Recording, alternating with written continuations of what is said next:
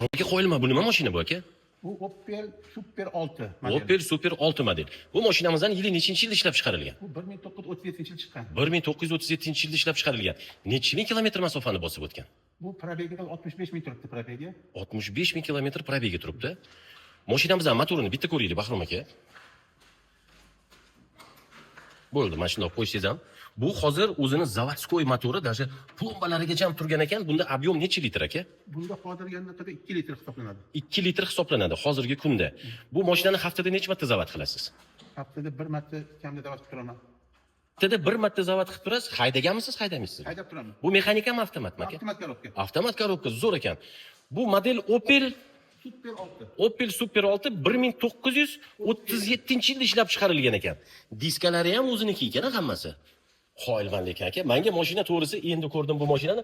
Bu mashina выставkalarga ham olib borib tursangiz kerak. Obshipkalar zo'r ekan. Sidenyalarning holati zo'r turibdi.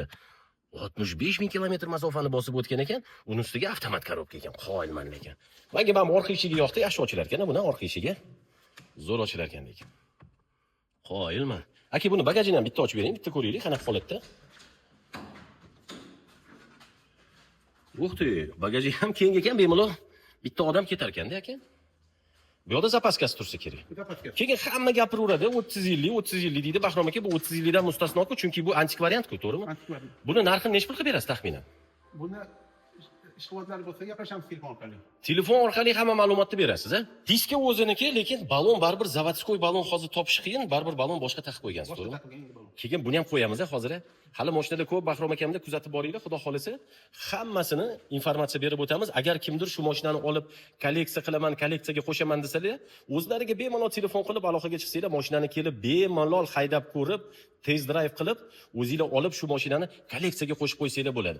Bitta kaminni oldigami yoki bilasiz, ani bilyardning oldiga, ani oshna og'aynimdan o'tiradigan joyga qo'yib qo'ysangiz, voh qanaqa turadi. Endi buni ham haydab tursangiz, menimcha zo'r bo'ladi.